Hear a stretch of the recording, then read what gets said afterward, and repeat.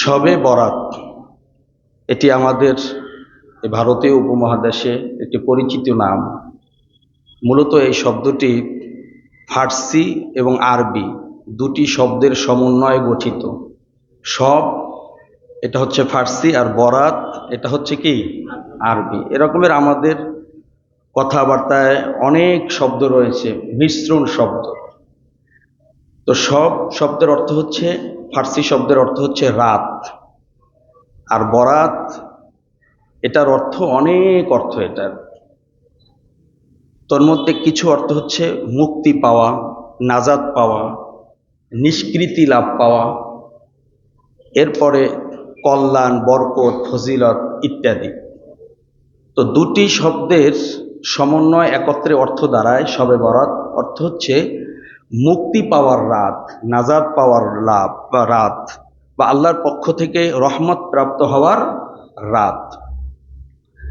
এই শব্দটির আরবিতে বলা হয় লাইলাতুল বরাত। যদি আমরা বলি তাহলে লাইলান শব্দের অর্থ এটাও আরবি শব্দ, রাত, বরাত এটাও আরবি শব্দ। আবার আমরা যদি হাদিসের ভাষায় বলতে যাই, সেটার অর্থ হবে লাইলাতুন নিসফি মিন শাবান। হাদিসের ভাষায় প্রিয় নবীজি এটাকে লাইলাতুন নিসফি মিন শাবান, অর্থাৎ শাবানের নিসফুন অর্থ হচ্ছে অর্ধেক, লাইলাতুন মানে অর্থ হচ্ছে রাত। লাইলাতুন নিসফি মিন শাবান, শাবান মাসের অর্ধ রজনী, অর্থাৎ অর্ধ শাবানের রাত। এটা হচ্ছে হাদিসের ভাষায়। বড় পীর আব্দুল কাদের জিলানী রহমতুল্লাহ আলাই তার বিখ্যাত গ্রন্থ বুনিয়াতুত তালিবিনের ৩৩৭ নং পৃষ্ঠায় তিনি উল্লেখ করেন যে এটাকে কেন লাইলাতুল বারাআত বলা হয়। যে তিনি বলেন, ইন্নামা সুম্মিয়াত লাইলাতুল বারাআতি লিআন্না ফিহা বারাআতাইন। কেননা এ রাত্রিতে দুইটি বারাআ রয়েছে। কয়টি? দুটি বারাআহ রয়েছে। বারাআ শব্দের অর্থ আমরা পূর্বে বলেছি যে মুক্তি পাওয়া, নাজাত পাওয়া, নিষ্কৃতি লাভ পাওয়া, অথবা কল্যাণ, বরকত, ফজিলত, নিয়ামত ইত্যাদি। তো বড় পীর আব্দুল কাদের জিলানী রহমতুল্লাহ আলাই বুনিয়াতুত তালিবিনে বলেন এই রাতে দুটি বারাআ রয়েছে। সে দুটি কি? একটি হচ্ছে বারাআতাল লিল আশকিয়াই মিনার রহমান, অর্থাৎ যারা গুনাহগার, দুর্ভাগা, তাদের জন্য এ রাতে দয়াময় আল্লাহর পক্ষ থেকে মুক্তি লাভ, নাজাত লাভ। বারাআতুল লিল আশকিয়াই মিনার রহমান, দয়াময় আল্লাহ রাব্বুল আলামিনের পক্ষ থেকে যারা গুনাহগার, যারা দুর্ভাগা, হতভাগা, তাদের জন্য কি? মুক্তি লাভ। আরেকটি অর্থ কি? ওয়া বারাআতুল লিল আউলিয়াই মিনাল খাযলান, অর্থাৎ যারা আল্লাহর প্রিয় বান্দা। প্রথমটার অর্থ হবে যারা গুনাহগার, দুর্ভাগা, তাদের জন্য এই রাতে আল্লাহ তাআলার পক্ষ থেকে মুক্তি লাভ, দয়া, করুণা। আর যারা আল্লাহর প্রিয় বান্দা তাদের জন্য কি? যারা প্রিয় তাদের জন্য তাদের যত দুঃখ দুর্দশা রয়েছে, চিন্তা রয়েছে, এগুলো থেকে আল্লাহ তাআলা এই তার প্রিয় বান্দাদেরকে এই রাতে কি দিবেন? মুক্তি দিবেন। তাদের কোনো দুঃখ থাকবে না, দুশ্চিন্তা থাকবে না। যারা ব্যর্থ, হতভাগা, এই যে আল্লাহর প্রিয় বান্দা রয়েছেন, তাদের জন্য এই রাতে আল্লাহ রাব্বুল আলামিনের পক্ষ থেকে এই দুঃখ দুর্দশা থেকে নাজাত দেওয়া হবে, মুক্তি দেওয়া হবে। এই দুটি অর্থ বড় পীর আব্দুল কাদের জিলানী রহমতুল্লাহ আলাইহি করেছেন। তিনি আরো পরবর্তী পৃষ্ঠায় ৩৩৮ নম্বর পৃষ্ঠায় তিনি চমৎকার একটি কথা বলেছেন যে ইন্না লিল মালাইকাতি লাইলাতাই ঈদিন ফিস সামাই, অর্থাৎ আসমানে দুটি রজনীতে ঈদ রয়েছে ফেরেশতাদের জন্য। ইন্না লিল মালাইকাতি, নিশ্চয়ই ফেরেশতাদের জন্য, লাইলাতাই দুটি রাত, ঈদিন ঈদ রয়েছে, ফিস সামাই আসমানে, আকাশে ফেরেশতাদের জন্য দুটি রজনী রয়েছে। যেই দুটি রজনী ফেরেশতাদের জন্য কিসের রজনী? ঈদের রজনী। কামা আন্না লিল মুসলিমিনা ইয়াউমাই ঈদিন ফিল আরদ, যেমনি ভাবে পৃথিবীর জমিনে মুসলমানদের জন্য, মুমিনদের জন্য দুটি ঈদের দিন রয়েছে। কয়টি ঈদের দিন? দুটি ঈদের দিন। যেমনিভাবে পৃথিবীবাসীদের নিকট দিনের বেলায় দুটি ঈদ রয়েছে, ঠিক তেমনিভাবে আসমানবাসীদের কাছে অর্থাৎ ফেরেশতাদের কাছে দুটি ঈদের রাত রয়েছে। ফাঈদুল মালাইকাতি লাইলাতুল বারাআতি ওয়া লাইলাতুল কদরি, ফেরেশতাদের সেই ঈদের দুটি রাত হচ্ছে লাইলাতুল বারাআহ, এই লাইলাতুন নিসফি মিন শাবান বা শাবান মাসের অর্ধ রজনী, আরেকটি হচ্ছে ওয়া লাইলাতুল কদরি, কদরের রাত। বলি সুবহানাল্লাহ। তাহলে ফেরেশতাদের আকাশে বা আসমানে কয়টি ঈদের রজনী রয়েছে? দুটি। একটি হচ্ছে এই লাইলাতুল বারাআহ বা শবে বরাত বা লাইলাতুল নিসফি মিন শাবানের রজনী, আরেকটি হচ্ছে লাইলাতুল কদরের রজনী। আর মুসলমানের ঈদের দুটি দিন, সেটি তো আমরা সকলেই জানি, ওয়াঈদুল মুমিনিনা ইয়াউমুল ফিত্রি ওয়া ইয়াউমুল আদহা। একটি হচ্ছে রমজানের শেষে যে শাওয়াল মাসের প্রথম দিন, যেটাকে আমরা ঈদুল ফিতর বলি, আরেকটি হচ্ছে ইয়াউমুল আদহা। ওয়াঈদুল মালাইকাতি বিল লাইলি লিআন্নাহুম লা ইয়ানামুন। বড় পীর আব্দুল কাদের জিলানী রাহমাতুল্লাহ আলাইহি বলেন, ফেরেশতাদেরকে রাতে ঈদের দিন দেওয়া হয়েছে কেন? কেননা লিআন্নাহুম লা ইয়ানামুন, তাদের তো কোনো ঘুম নাই। ঘুম আছে? ফেরেশতারা কি ঘুমায়? ঘুমায় না। এজন্য তাদের ঈদের রাতটা দেওয়া হয়েছে, ঈদটা দেওয়া হয়েছে কখন? রাতে। আর দুনিয়াবাসী রাতে যেহেতু ঘুমায়, এর জন্য আর তাদেরকে রাতে ঈদ দেওয়া হয় নাই, তাদের দেওয়া হয়েছে কখন? দিনের বেলায়। তো আমরা জানলাম এই লাইলাতুল বারাতটা, বরাতের রজনীটা একটা ফজিলতপূর্ণ রজনী, যেটাকে ফেরেশতাদের জন্য ঈদের রজনী ঘোষণা করা হয়েছে। সম্মানিত হাজিরিন, অসংখ্য অগণিত হাদিস গ্রন্থে একটি হাদিস এসেছে আব্দুল্লাহ ইবনে ওমর রাদিয়াল্লাহু তাআলা আনহু থেকে বর্ণিত, যে হাদিসটিকে ইমাম শাফি রহমতুল্লাহ আলাইহি সহিহ বলেছেন। মুসান্নাফে আব্দুর রাজ্জাকে এসেছে, বাইহাকি শরীফে এসেছে, শুআবুল ঈমান সহ আরো অসংখ্য হাদিস গ্রন্থে এসেছে। সেখানে আব্দুল্লাহ ইবনে ওমর রাদিয়াল্লাহু তাআলা আনহু বলেন যে খামসু লায়ালিন লা তুরাদ্দু ফিহিন্না দুআ, এমন 5টি রজনী রয়েছে যেই 5টি রজনীর দোয়া আল্লাহ রাব্বুল আলামিন ফিরিয়ে দেন না। বলি না সুবহানাল্লাহ।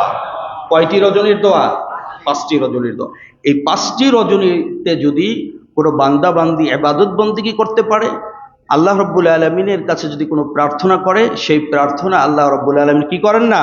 ফিরিয়ে দেন না।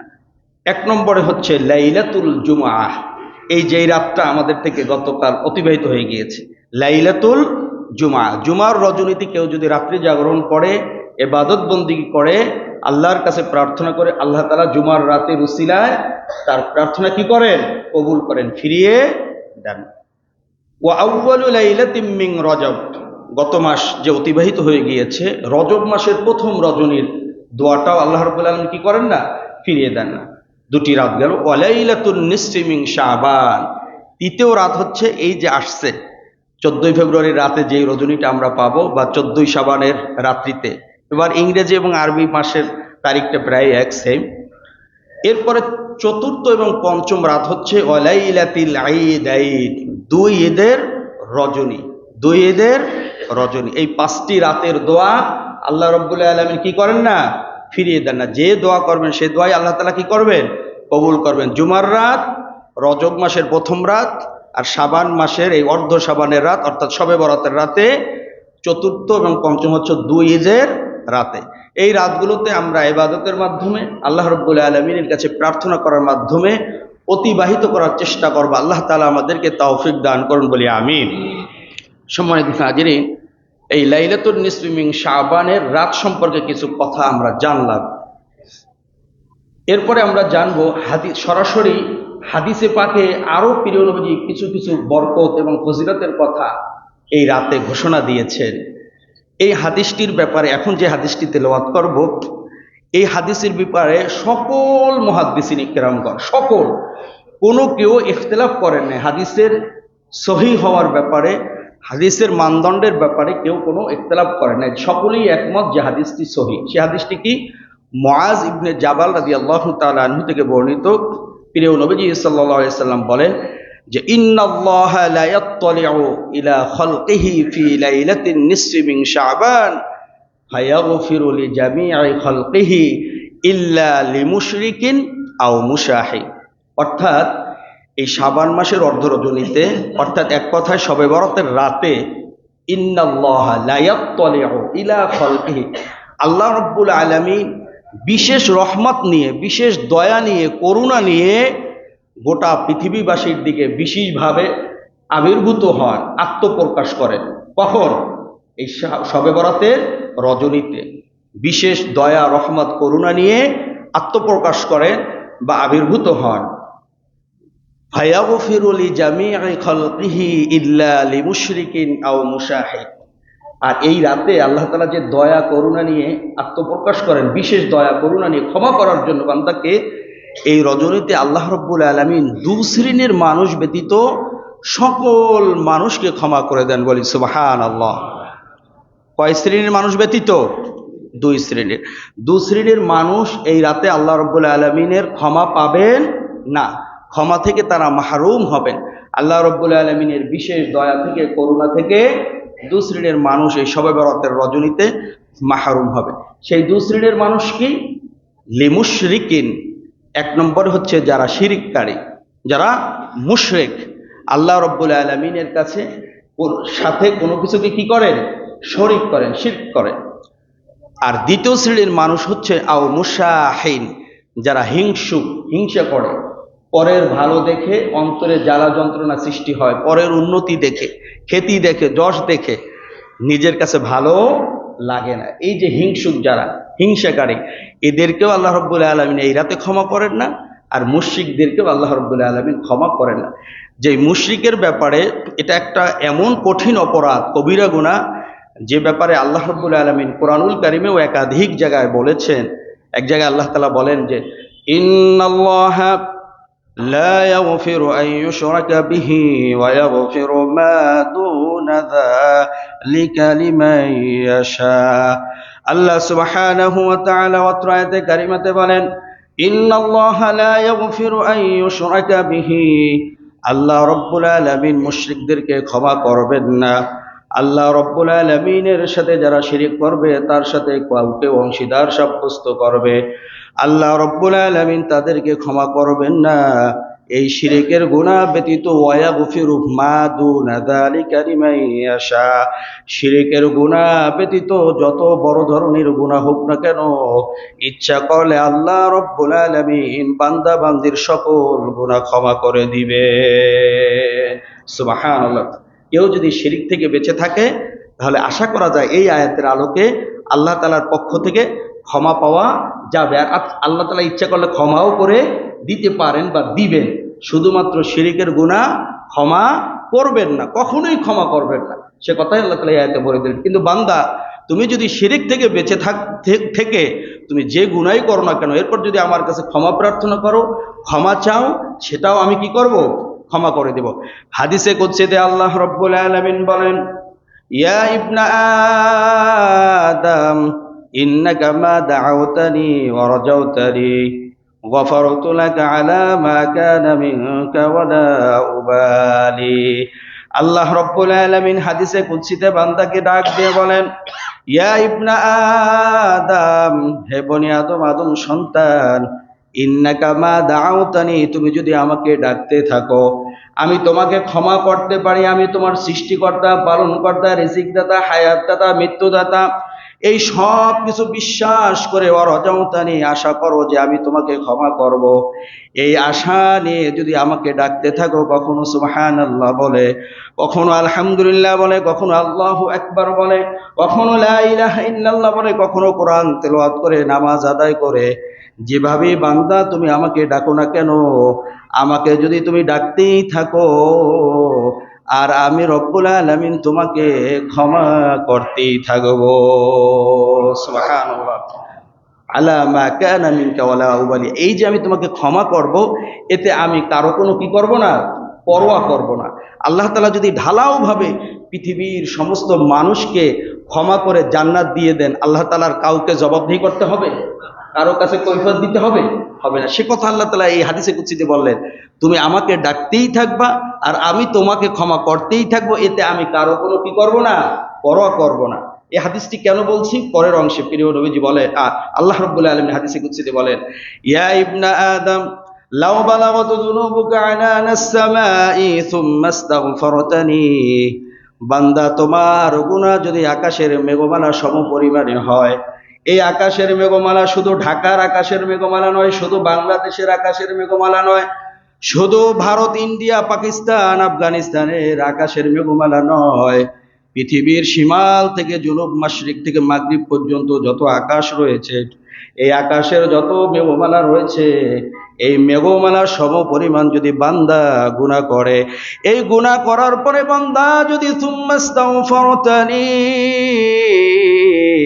আমার কাছে ক্ষমা চায়, আস্তাগফিরুল্লাহ, আস্তাগফিরুল্লাহ বলে যদি আমার কাছে তওবা করে, প্রিয় নবীজি সাল্লাল্লাহু আলাইহি ওয়াসাল্লাম ছিলেন মাসুম, তার কোনো গুনাহ ছিল না। সেই নবীজি বলেন, ওয়াল্লাহি ইন্নী লা আস্তাগফিরুল্লাহ ওয়া আতুবু ইলাইহি ফি কুল্লি ইয়াউমিন মিআ মাররা, আমি প্রতিদিন আল্লাহর কাছে 100 বার, অন্য এক হাদিসে এসেছে 70 বার ক্ষমা প্রার্থনা করি।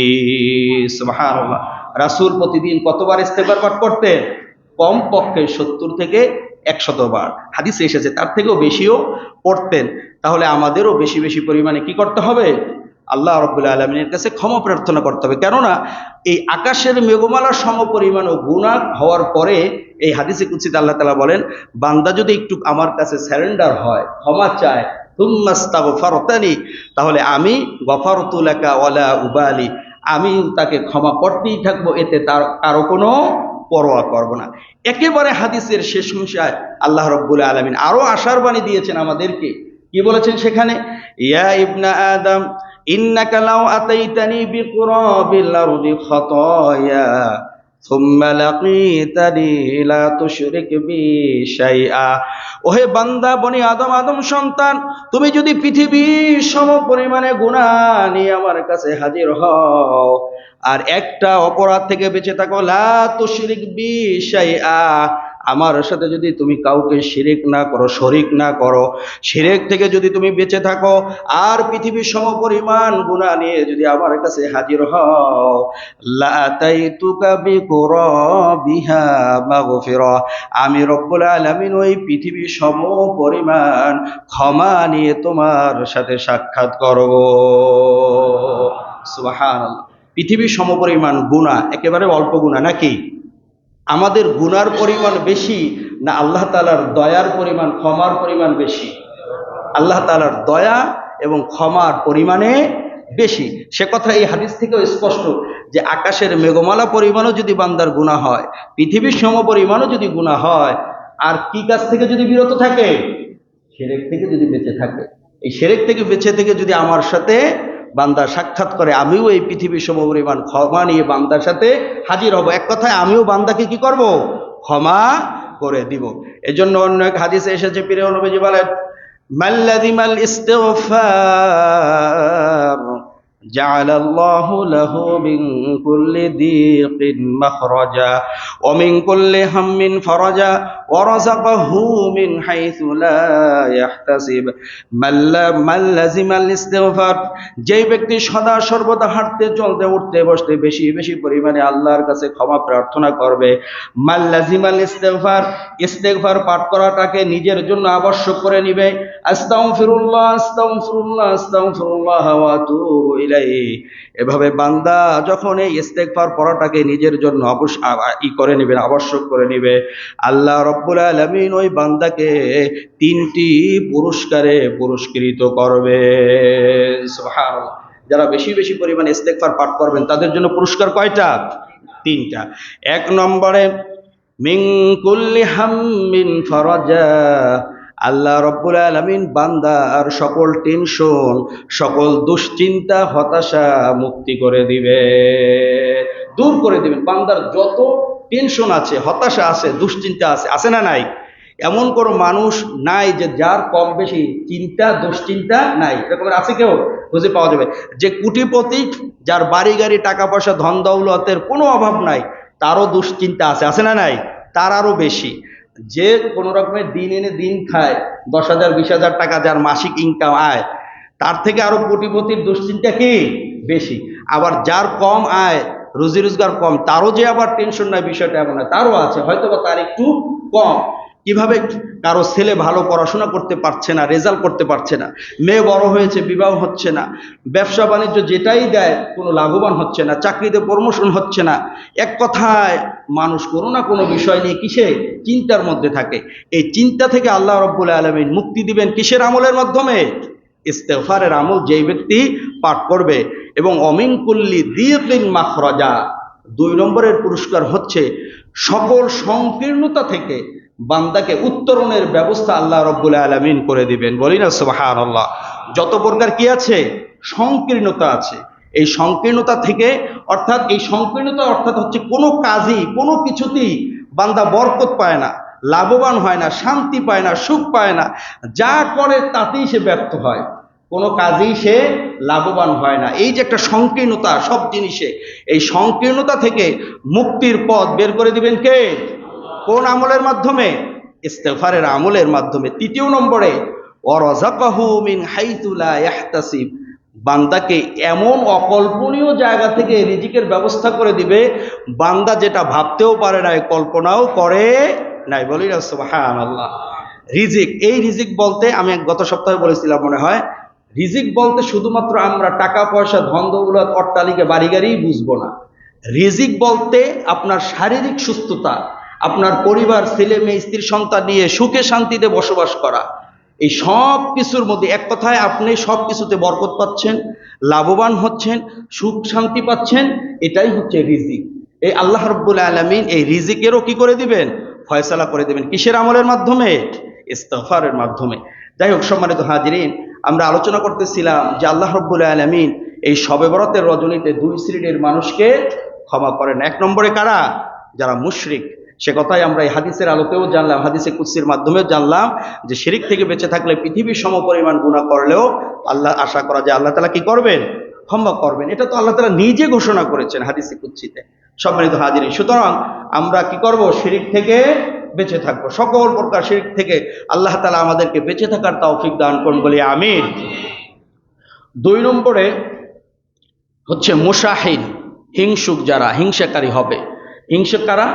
যারা অপরের ভালো দেখে, উন্নতি দেখে যাদের অন্তরে জ্বালা পোড়া হয়, অন্যের বিপদ দেখে মনে সুখ শান্তি লাভ করে। এক কথায় ভালো দেখে অন্তরে জ্বালার সৃষ্টি হয়, আর কি বিপদ দেখে কি হয়? সুখ পায়, শান্তি পায়। লোকটা বিপদে পড়েছে, ভালো হয়েছে। এরকমের এক শ্রেণীর মানুষ সমাজে আছে না নাই? অন্যের ভালো দেখতে পারে না, আর অন্যের বিপদ দেখলে বড় খুশি হয়। এক কথায় এদের কি বলা হয়? হিংসুক। হাদিসে পাকে প্রিয় নবীজি বলেন, সাইয়্যিদুনা আবু হুরায়রা রাদিয়াল্লাহু তাআলা আনহু থেকে বর্ণিত, তিনি বলেন রাসূল করিম সাল্লাল্লাহু আলাইহি ওয়াসাল্লাম ইরশাদ করেন, ইয়াকুম ওয়াল হাসাদ ফাইন্নাল হাসাদা ইয়াকুলুল হাসানাত কামা তাকুলুন নারুল হাতাব। ইয়াকুম ওয়াল হাসাদ, ওহে পৃথিবীর মানুষ তোমরা হিংসা থেকে বেঁচে থাকো। ফাইন্নাল হাসাদা ইয়াকুলুল হাসানাত, কেননা এই হিংসাটা তোমার সকল নেকিগুলোকে ধ্বংস করে দেয়। এই যে এত এত নামাজ, রোজা, হজ, যাকাত, দান, সদকা সবকিছু ধ্বংস করে দিবে কিসে? হিংসা। অন্তরে যদি হিংসা থাকে, সামান্যতম পরিমাণও যদি হিংসা থাকে, এগুলো কিভাবে ধ্বংস করে দিবে? কামা তাকুলুন নারুল হাতাব, যেমনি ভাবে ফুটন্ত আগুন, এই উত্তপ্ত আগুন যেমনি ভাবে একটা কাঠকে কি করে দেয়? জ্বালিয়ে পুড়িয়ে মুহূর্তের ভিতরে ভেনিশ করে দেয়, ধ্বংস করে দেয়, ঠিক তেমনি ভাবে যার ভিতরে হিংসা থাকবে মুহূর্তের ভিতরে তার সকল নেক আমলগুলো কি হয়ে যাবে? বরবাদ হয়ে যাবে। সুতরাং এই শবে বরাতের অন্যতম শিক্ষা হচ্ছে আমরা শিরক থেকে বেঁচে থাকবো। আর কি থেকে বেঁচে থাকবো? হিংসা থেকে বেঁচে থাকবো। তাহলে এই রাতে শুধুমাত্র এই 2টি কাজ করা থেকে বিরত থাকবো আর ঘুমিয়ে থাকবো নাকি? না ইবাদত করা দরকার আছে? ইবাদত করা দরকার আছে। আল্লাহর রাসূল কি করতেন সেগুলো আমরা হাদিসে পাক থেকে জানবো। আম্মা জান আয়েশা সিদ্দিকা রাদিয়াল্লাহু তাআলা আনহা থেকে বর্ণিত, তিনি বলেন, ফাকাততু রাসূলুল্লাহি সাল্লাল্লাহু আলাইহি ওয়াসাল্লাম লাইলাতান ফাখরাজতু ফাইযা হুয়া বিল বাকি। আম্মা জান আয়েশা সিদ্দিকা রাদিয়াল্লাহু তাআলা আনহা থেকে বর্ণিত, তিনি বলেন, আমি একদা রজনীতে আল্লাহর রাসূল সাল্লাল্লাহু আলাইহি ওয়া আলিহি ওয়াসাল্লামকে হারিয়ে ফেললাম, তাকে খুঁজে পেলাম না। ফাখরাজতু ফাইযা হুয়া বিল বাকি, আমি তাকে খুঁজতে খুঁজতে বের হয়ে তাকে জান্নাতুল বাকিতে খুঁজে পেলাম। সুবহানাল্লাহ। এমন একটি রজনীতে আমি প্রিয় রাসূলকে দেখতে পাচ্ছি না, কোথায় গেল? বাসা থেকে খোঁজার জন্য তাকে বের হলাম, গিয়ে দেখি তিনি কোথায় আছেন? জান্নাতুল বাকিতে আছেন। فقال أكنت تخافين أن يحيف الله عليك ورسوله। আম্মা জান আয়েশা সিদ্দিকা রাদিয়াল্লাহু তাআলা আনহাকে প্রিয় নবীজি দেখে তাকে প্রশ্ন করলেন, আকুনতে তাখাফিনা, তুমি কি ভয় করছো? আইয়াহিফাল্লাহু আলাইকি ওয়া রাসূলুহু, আল্লাহ এবং তার রাসূল কি তোমার হক, তোমার অধিকার বিনষ্ট করবে? তুমি কি এই ভয় পাচ্ছ তোমার হক আল্লাহ এবং তার রাসূল আদায় করবেন না সঠিকভাবে? তখন তিনি কি বললেন? কুলতু ইয়া রাসূলাল্লাহ ইন্নী যানানতু আন্নাকা আতাইতা বা'দা নিসাইক, আমি ধারণা করেছি হয়তোবা আপনি অন্য কোনো বিবিদের ঘরে গিয়েছেন, এই জন্য আমি আপনাকে খুঁজতে বের হয়েছি। ফাকালা, প্রিয় নবীজি বললেন, ইন্নাল্লাহ আযজা ওয়া জাল্লা ইয়ানজিলু লাইলাতান নিসফি মিন শাবান ইলা সামাঈদ দুনিয়া, আল্লাহ রব্বুল আলামিন এই শাবানের অর্ধ রজনীতে পৃথিবীর প্রথম আসমানে আসেন। আর ফায়াগফিরু লিআকসার মিন আদাদি শারি গনামিকাল, বনিকাল গোত্রের বকরির পশমের থেকেও অসংখ্য অগণিত বান্দা বান্দীদেরকে আল্লাহ রব্বুল আলামিন এই রজনীতে ক্ষমা করে দেয়। সুবহানাল্লাহ। বনিকাল গোত্রের বকরির পশমের থেকেও বেশি অসংখ্য অগণিত বান্দা বান্দীদেরকে এই লাইলাতুন নিসফি মিন শাবানে ক্ষমা করে দেন কে? আল্লাহ। এর জন্য প্রিয় নবীজি কোথায় গিয়েছিলেন? জান্নাতুল বাকিতে। অন্য এক হাদিসে এসেছে, প্রিয় নবীজি বলেন, ইযা কানাত লাইলাতুন নিসফি মিন শাবান ফাকুমু লাইলাহা ওয়া সুমু ইয়াওমাহা, যখন এই শাবানের অর্ধ রজনী তোমরা পাবে, তোমাদের সামনে আসবে, ফাকুমু লাইলাহা, তোমরা রাতের বেলায় নামাজ আদায় করবে, ওয়াসুমু ইয়াওমাহা, আর পরের দিন তোমরা রোজা রাখবে। ফাইন্নাল্লাহা ইয়ানজিলু ফিহা লিগুরুবিশ শামসি ইলাস সামাঈদ দুনিয়া, কারণ আল্লাহ রব্বুল আলামিন অর্ধ শাবানের রজনীর সময় যখন সূর্য অস্তমিত যায়, এই সূর্য অস্তমিত যাওয়ার সাথে সাথে আল্লাহ রব্বুল আলামিন পৃথিবীর প্রথম আসমানে এসে বলতে থাকে, ফায়াকুলু আলা মিন মুস্তাগফিরিন ফাআগফির লাহু, কে আছো ক্ষমা প্রার্থনাকারী, আমার কাছে এই রজনীতে ক্ষমা চাও, আমি রব্বুল আলামিন তাকে ক্ষমা করে দিব। সুবহানাল্লাহ। এই অর্ধ শাবানের রজনী শুরু হওয়ার সাথে সাথে আল্লাহ রব্বুল আলামিন কোথায় আসেন? পৃথিবীর প্রথম আসমানে আসেন, একেবারে ফজর পর্যন্ত এভাবে বান্দাদেরকে ডাকতে থাকেন, কে আছো ক্ষমা প্রার্থনাকারী, গুনাহ করে ফেলেছো আকাশের মেঘমালা সমপরিমাণ, পৃথিবীর সমপরিমাণ, আমার কাছে ক্ষমা চাও, আমি তাকে ক্ষমা করে দিব। আলা মুস্তারজিকুন ফারজুকাহু, কে আছো যার রিজিক নাই, যার চাকরি নাই, যার ব্যবসা বাণিজ্য ভালো যাচ্ছে না, আমার কাছে রিজিক চাও, আমি এই রাতে তাকে রিজিক দিব। সুবহানাল্লাহ। আলা মুবতালা ফাআফিয়াহু, কে আছো অসুস্থ, কে আছো ক্যান্সার রোগে আক্রান্ত, বিছানায় পড়ে আছো, কে আছো ডায়াবেটিস, কে আছো পেরেশানির রোগী, কে আছো স্ট্রোক করা রোগী, বিছানায় পড়ে আছো, উঠতে পারছো না, এই রাতে আমার কাছে সুস্থতার জন্য দোয়া করো, আমি ওই বান্দা বান্দীদেরকে সুস্থ করে দিব। আলা কাযা হাত্তা ইয়াতলুআল ফাজর, এভাবে আল্লাহ রব্বুল আলামিন সূর্য অস্ত যাওয়া থেকে শুরু করে পরের দিন ফজর পর্যন্ত সারা রাত বান্দা বান্দীদেরকে ডাকতে থাকে। সুবহানাল্লাহ। শুধু এই রাতেই নয়, আল্লাহ রব্বুল আলামিন বছরের প্রতিটা রজনী পৃথিবীর প্রথম আসমানে এসে বান্দা বান্দীদেরকে ক্ষমা করার জন্য ডাকতে থাকেন। পার্থক্য হচ্ছে, এই রজনীর স্পেশাল অফার হচ্ছে, এই রজনীতে, শেষ রজনীতে আর আল্লাহ তাআলা আসেন না, এই রজনীতে একেবারে সূর্য অস্তমিত যাওয়ার সাথে সাথে, এক কথায় মাগরিবের সময় আল্লাহ তাআলা পৃথিবীর প্রথম আসমানে এসে যান, আর বছরের বাকি সব রজনীতে শেষ রজনীতে আসেন, শেষ রাতে আসেন। সে কথাও বুখারী শরীফে এসেছে, প্রিয় নবী সাল্লাল্লাহু আলাইহি ওয়াসাল্লাম বলেন, ইয়ানজিলু রাব্বুনা তাবারাকা ওয়া তাআলা কুল্লা লাইলাতিন ইলাস সামাঈদ দুনিয়া হিনা ইয়াবকা সুলুসুল লাইলিল আখির, রাতের 1/3 যখন রাতের 3/1 অবশিষ্ট থাকে, ওই সময় আল্লাহ রাব্বুল আলামিন পৃথিবীর প্রথম আসমানে আসেন। মাইয়াদউনি ফাস্তাজিবা লাহু, আর আল্লাহ রাব্বুল আলামিন বলতে থাকেন, কে আছো আমাকে ডাকার, আমাকে ডাকো, আমি তার ডাকে সাড়া দেব। ওয়া মাইয়াসআলুনি ফাউতিয়াহু, কে আছো অভাবী, কার কি প্রয়োজন, কারো চাকরির দরকার, কার মেয়ের বিবাহ হচ্ছে না, যা কার ছেলে ভালো রেজাল্ট করতে পারছে না, ছেলে ভালো চাকরি পাচ্ছে না, কার পরিবারে সুখ শান্তি নাই, কে আছো মিথ্যা মামলায় কেস মামলায় জর্জরিত, এই রাতের গভীরে উঠে তাহাজ্জুদের নামাজ আদায় করে আমার কাছে বলো, আমি রব্বুল আলামিন তুমি যা চাইবে এই রাতের শেষ ভাগে আমি তোমাকে তাই দিয়া দিব। ومن يستغفرني فاغفر له, বান্দা তুমি গুনাহ করতে করতে তোমার জীবনটা শেষ করে ফেলেছো, এই রাতের শেষ অংশে ওযু করে 2 রাকাত তাহাজ্জুদের নামাজ আদায় করে আমার কাছে ক্ষমা চাও, আমি তোমার জীবনের সমস্ত গুনাহগুলো ক্ষমা করে দিব। সুবহানাল্লাহ। এই হাদিস থেকে আমরা জানলাম আল্লাহ রাব্বুল আলামিন বছরের প্রতিটা রজনী কোন সময় আসেন পৃথিবীর প্রথম আসমানে? শেষ ভাগে, শেষ অংশে। আর পূর্বের হাদিস থেকে জানলাম শুধুমাত্র কেবলমাত্র লাইলাতুন নিসফি মিন শাবান, শবে বরাতের রজনীতে আল্লাহ রাব্বুল আলামিন একেবারে রাতের সূচনা লগ্নে শুরুতেই এসে ডাকতে থাকেন বান্দাদেরকে। আল্লাহ রাব্বুল আলামিন আমাদেরকে যখন ক্ষমা করার জন্য, আমাদেরকে কিছু দেওয়ার জন্য ডাকতে থাকবেন, ওই মুহূর্তটা ঘুমিয়ে কাটানো উত্তম না ইবাদতের মাধ্যমে কাটানো উত্তম।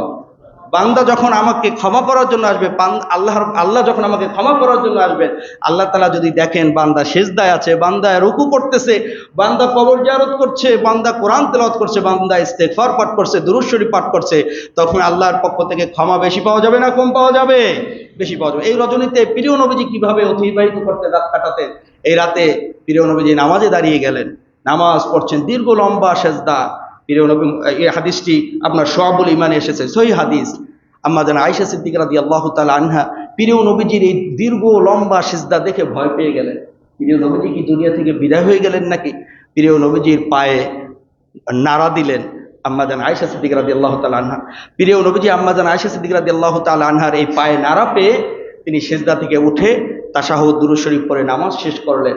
এরপরে প্রিয় নবীজি সাল্লাল্লাহু আলাইহি সাল্লাম আম্মা জান আয়েশা সিদ্দিকা রাদিয়াল্লাহু তাআলা আনহাকে জিজ্ঞেস করলেন, হে আয়েশা, তুমি কি ভাবছো, তুমি কি মনে করছিলা? তখন তিনি এই কথা বললেন, ইয়া রাসূলুল্লাহ, আপনাকে এত লম্বা সিজদা দেখে আমি ভয় পেয়ে গিয়েছিলাম, মনে হয় আপনি আমাদের থেকে বিদায় হয়ে চলে গিয়েছেন। তখন প্রিয় নবীজি বলেন, তুমি কি জানো আজকের এই রাতটা কিসের রাত? তুমি কি জানো আজকের এই রজনীটা কিসের রজনী? তখন আম্মা জান আয়েশা সিদ্দিকা রাদিয়াল্লাহু তাআলা আনহা বললেন, ইয়া রাসূলুল্লাহ, আল্লাহ এবং তার রাসূলই ভালো জানেন। তখন প্রিয় নবীজি বললেন, এটা হচ্ছে সেই রাত, অর্ধ শাবানের অর্ধ রাত, লাইলাতুন নিসফি মিন শাবান।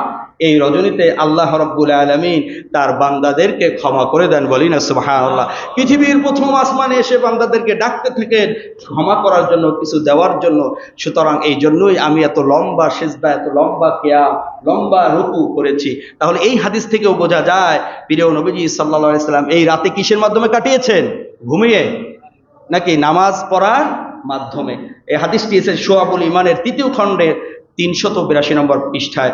সুতরাং আমরা পূর্বের হাদিস থেকে জানলাম প্রিয় নবীজি এই রাতে গিয়েছেন জান্নাতুল বাকিতে, সেখানে গিয়েছে। সুতরাং আমরা এই রজনীতে আমাদের পূর্বপুরুষ যারা রয়েছে, আব্বা আম্মা, দাদা দাদি, নানা নানি, যারা দুনিয়া থেকে বিদায় হয়ে গিয়েছেন, আমরা এই হাদিসের আলোকে এই রাতে তাদের জন্য কবর জিয়ারত করতে পারবো।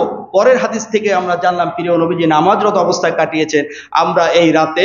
তবে নির্ধারিত এই কয় রাকাত পড়তে হবে, 100 রাকাত নামাজ আদায় করতে হবে, এত রাকাত নামাজ আদায় করলে এত রাকাত সব, এভাবে নির্দিষ্ট কিছু না করে আপনি ওই 100 রাকাতের জায়গায় 2 রাকাত আপনি সুন্দরভাবে পড়েন, একটা রুকু দেন, যেন সেই একটা রুকুই কবুল করে নেন কে? আল্লাহ। এভাবে এই রাতটা আমরা ইবাদত বন্দেগীর মাধ্যমে কাটাবো। এ বিষয়ে সবিস্তারে আরো আলোচনা ইনশাআল্লাহ আগামী সপ্তাহে আমরা জানার চেষ্টা করব। আল্লাহ রাব্বুল আলামিন আজকের এই সপ্তাহে শবে বরাত সম্পর্কে আমরা যতটুকু কোরআন হাদিসের আলোকে জানলাম, আল্লাহ তাআলা সর্বপ্রথম আমাকে আমল করার এবং আপনাদের সকলকে আমল করার তৌফিক দান করুন বলে আমিন। ওয়া আখিরু দাওয়ানা আলহামদুলিল্লাহি রাব্বিল আলামিন। আসসালামু আলাইকুম ওয়া রাহমাতুল্লাহি ওয়া বারাকাতুহু।